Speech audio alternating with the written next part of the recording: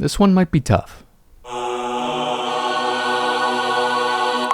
Today, we're going to be taking a look at Nightshift, a new game from new game designer Exotic Cancer and sent to me by that aforementioned designer. You'll be playing as an exotic dancer, meeting a cast of very memorable characters, dancing on stage for tips, and, of course, using a variety of special powers. The player with the most money at the end of one crazy night shift, Hey, he said the name of the game, wins the game. Now, you might be sitting there thinking, exotic dancers? Strip clubs? The Three Wise Men? Well, that's not like any board game I've ever played before. And you're right, as far as classic board game themes go, you're not going to find sexy clubs on any lists with medieval fantasy, Cthulhu, or zombies. Although, maybe a crossover. But this game isn't just cashing in on that old sex sells adage. Exotic Cancer, the woman who designed and made the artwork for this game, is a former exotic dancer. I'm not gonna lie, my first thought when I saw the theme here was, oh man, I really hope a horny dude didn't make this. And truly, you only have to look at a few of these customers to know that this game was made by someone who knows this world and is not pulling any punches. And if you're one of the people that's like, sex doesn't belong in board games, I think you're a silly Billy. How often have we seen hypersexualization from the man's point of view in board games? And all of a sudden, sex is bad when it's shown from the perspective of a woman who is in control of it? Billy, you're so silly. All right, enough backshots.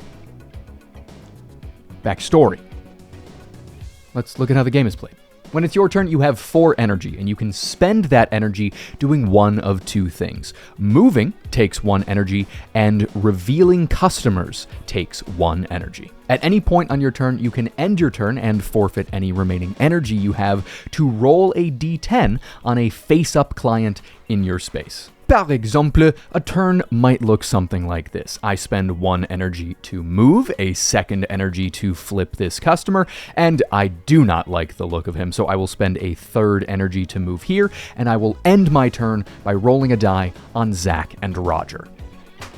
I rolled a 7, so I can choose any of these results here with a value of 7 or lower. Receiving a champagne is good, but not great. More on drinks later. Much better to get Zach and Roger into a private room. Be aware, other players can steal customers out from under you, but they will need to roll higher than their loyalty number to do it. That's up here in this lovely little heart. Assuming Wacky Zacky and the old Jolly Roger stay committed to me, at the top of the next round, these lads and I will head over to the private room. There are 2 Push Your Luck minigames in Nightshift, one in the private room and one in the VIP room, and we'll be looking at the private room first. What matters here is this deck of cards.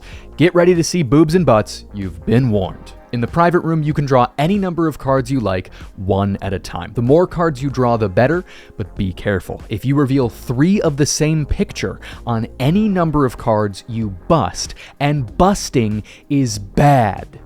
So, to start with, I've got boobs and feet. Now let's draw again. I've got boobs and lips. Now, if this 3rd card shows boobs, I bust and it's bad news. It's a butt, I'm safe. You can stop at any time, and I've got a bad feeling about the next card, so I'm gonna call it here.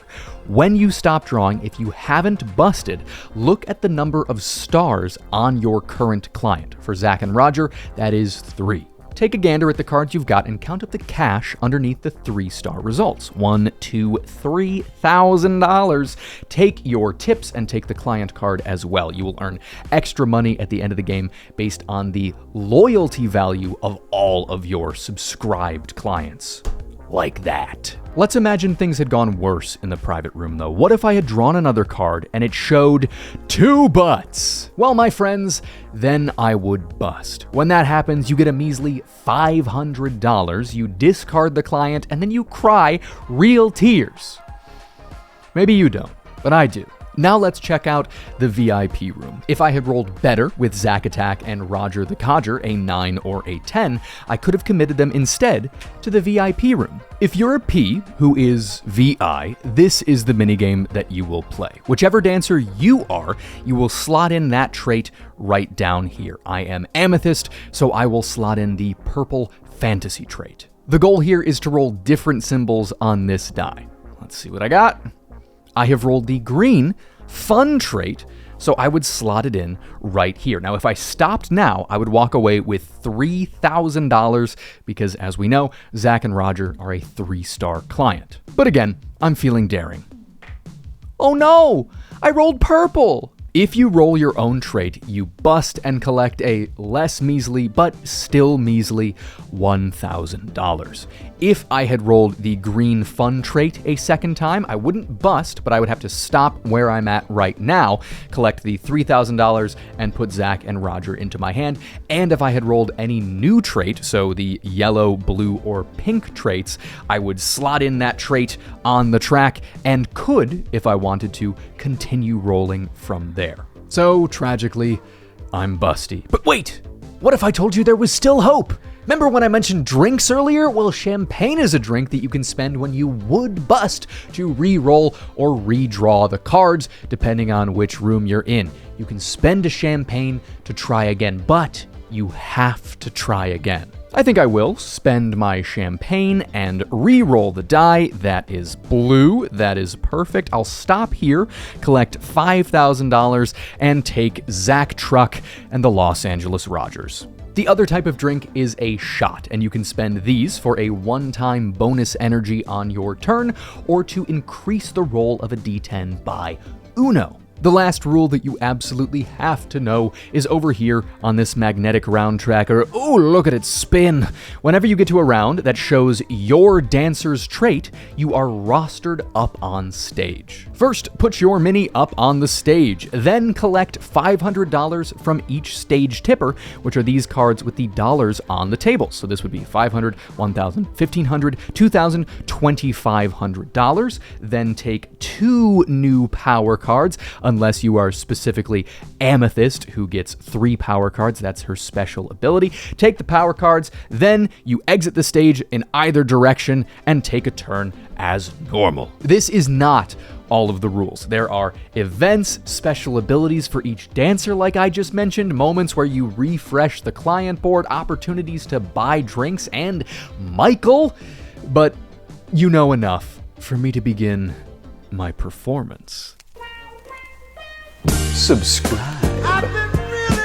First things first here, a very important disclaimer. If you're a Board and Savior regular, and if you are, thank you so much, you probably know that this level of complexity isn't the normal level of complexity that I tackle on this channel. Nightshift is very much a family weight game with, as you just heard, turns and rules that are really easy to wrap your head around. I make this point of clarification because I don't have a ton of experience speaking to the goodness of this type of game. And yet, very bravely, if I might say, I shall try. Far and away, the best part about this game is the humor. These clients are ridiculous, not necessarily because they're too over the top in most cases, but because you can totally picture these people in this setting. It genuinely feels like Exotic Cancer boiled down her experience, and I'm sure the experience of many others, into a deck of cards. The flip of a card and the reveal of a new bonkers client is impeccable, and it keeps you invested regardless of whose turn it is. It is essential that all these moments are presentational. If you are flipping over a card, you have a responsibility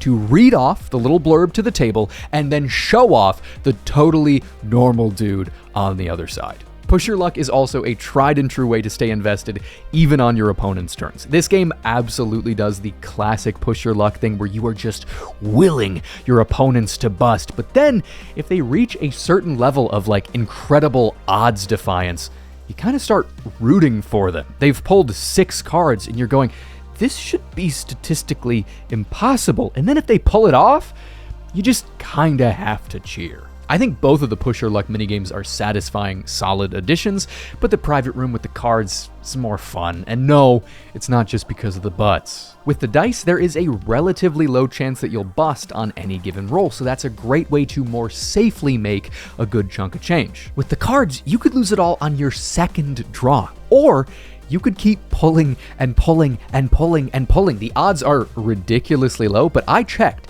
It is hypothetically possible to draw 10 cards without busting. That's crazy. Also the butts, obviously. I didn't really go into the power cards, but they're a very nice touch. They add a bit of player interaction and can actually lead to some pretty sweet combos if you play the right ones back to back. We also simply must talk about the artwork. Exotic Cancer has a very particular style, and it is absolutely perfect for highlighting grossness. Look at these guys. Can't you smell the cologne? The stale beer?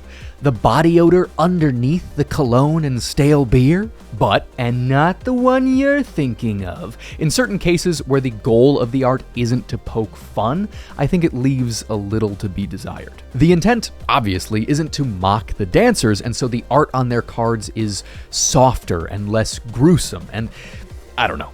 Art is subjective, and this particular lane of it isn't for me. But this guy, glorious. As you can feel, we have transitioned into the critical part of the review. There's a chill in the air, so get ready for shrinkage.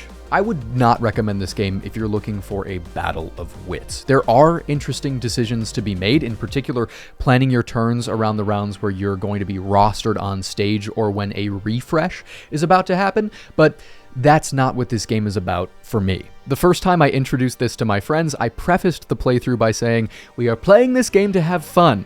If you're playing it to win, you probably won't have a lot of that. Some of the power cards are better than others. Some of the clients are better than others. Sometimes you will just get screwed in the VIP or private rooms. Tee-hee, that's what she said. You can be the best Nightshift player in the world, and I think someone brand new to this game has a fairly reasonable shot at beating you. So you play this game to have fun. You play it to get loud with your friends and lose your minds at the goofy customers and cheer when someone draws 7 cards in a row without busting. Really, my answer to the age-old "who is this game for?" question is, it's for you if you love Mario Party or Mario Kart. There are opportunities here to be cleverer than your opponents, but you gotta be aware you might just get hit by a blue shell. One last nice thing about this game is that there are 3, count 'em, 3 ways to play. There is competitive mode, where you're fighting with the other dancers to earn the most money. There is solo mode, where you're fighting against an AI-controlled dancer to earn more money than her. And there is co-op mode, where you are working together with the other dancers to earn a certain amount of money before the night is over. As someone relatively experienced in the solo gaming world, I would say maybe don't pick this one up if that's the only way you plan to play it. The solo mode is well thought out, but I had the most fun by far playing this with other people. I think the competitive and co-op modes are both very viable ways to play. It just depends on the vibe of your group. If you just want to see the cards and laugh with your friends, co-op mode is right there. And if you're okay with a little backstabbing take that action, give competitive a go. Okay, now it's time to do something that I haven't done on this channel before. Crazy, we're breaking new ground. It's giving 2 scores to 1 game. Rating the first, my score, if you are a Mario Party fan, a confident 8 out of 10. You will laugh, you will make up voices for the customers, you will have a good time.